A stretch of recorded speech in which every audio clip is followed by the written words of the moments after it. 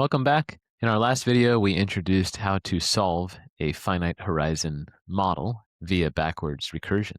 In this video, we'll talk about how we actually estimate the flow utility parameters that we're after so that we can use those for policy experiments down the line. We'll derive the likelihood function that can be used in estimation, and we'll talk about a two-step estimation algorithm that allows us to solve the model for any given value of the parameters and then update our guess as to the parameters values and iterate until some convergence. So with estimation and likelihoods, we need to first think about what the choice probabilities are, because this is a discrete choice model. In a dynamic model, we're going to have the same setup as a static model. We're just going to replace those utilities in the static model with conditional value functions in the dynamic model. So if we have the basic type 1 extreme value logit probability formula with capital J alternatives, then we're just going to have the same familiar logit probability formula for P.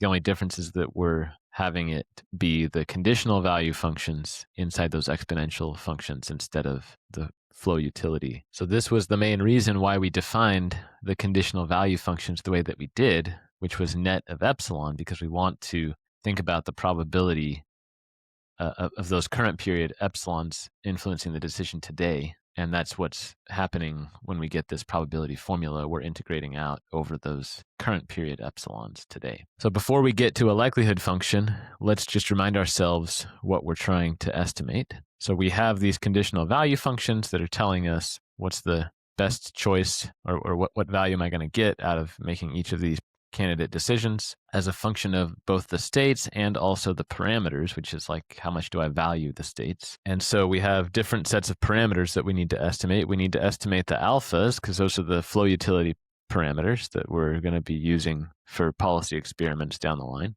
We also have the discount factor, which is just entering at different points of this conditional value function. And then we have the parameters that are governing the transition of the states, which we can succinctly summarize as gamma. So now that we have everything together, what would these choice probabilities look like? Let's assume that the epsilons are IID type 1 extreme value and that the flow utility parameterization is as simple as possible. It's just xit times alpha j for a utility of j. Then the choice probabilities would have this fairly involved formula. We're going to have our exp of Vijt over the sum of the exps of the Vijts. And then what is Vijt? Well, it's the current period flow utility plus the future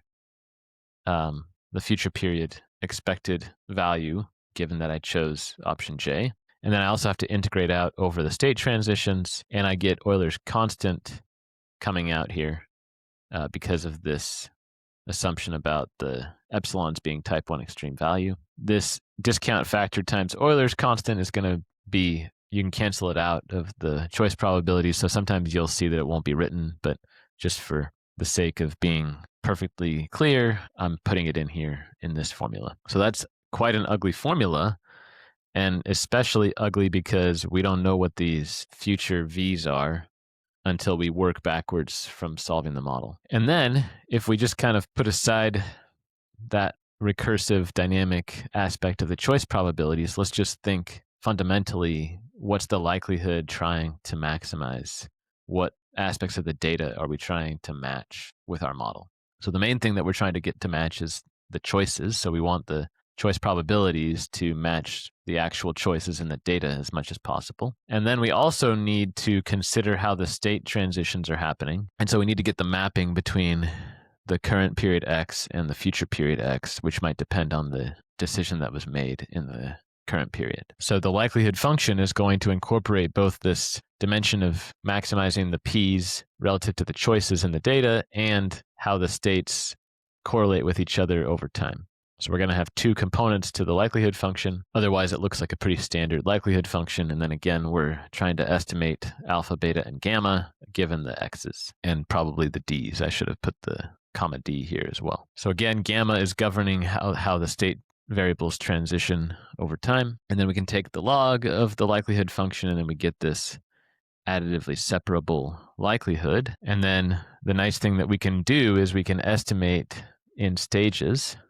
So in the first stage, we can estimate just the state transitions, and then we can use that estimated gamma to plug in to the estimation of the choice probabilities. So we take that gamma hat that we got from the first stage as given, and then we use it everywhere in the choice probability part of the likelihood. And then what's the cost of making this simplifying estimation choice? Well, it's basically that we're losing statistical efficiency regarding the confidence intervals around our estimate. So now let's bring back the stuff we talked about in the previous video where we did the backward recursion, and then think about how we actually do this in real life with a real estimation problem. So we're going to start with guesses from our parameters. This is what we would do anyway in a static choice problem. But then, given those parameter values, we're going to solve backwards to get the VJTs at every possible period and every possible state using that Bellman equation that we talked about. And then once we've solved those value functions, then we get the implied policy functions, which again are choice probabilities in this situation. And then we're going to use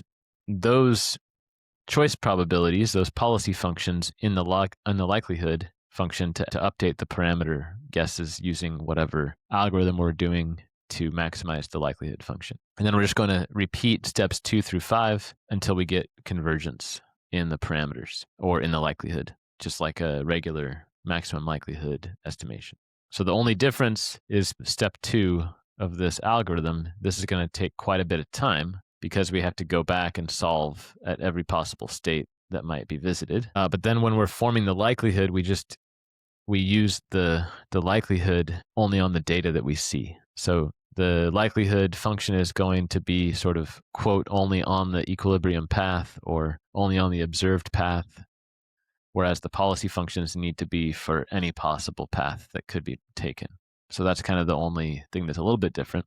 But normally, if we didn't have a dynamic model, we would just do step 1, and then we would do step 3, which is just trivial given the information in step 1, and then we would do step 4. So step 2 is kind of the main computational burden of this algorithm. So the main idea is that we have a nested algorithm where we have given a particular parameter value, we need to solve the backwards recursion problem and then use that to compare to the data to then inform our next guess for the parameter value. And so this backwards recursion and these policy function choice probabilities are going to give us what's the optimal behavior given this value of the parameters, but then that might not be consistent with the data, and so we need to tweak the parameter value as part of our estimation algorithm to come up with a better guess that's closer to getting the data to match the model. So maximum likelihood is going to help us rationalize the model's parameters with the data, and then the backwards recursion is going to give us what's the optimal behavior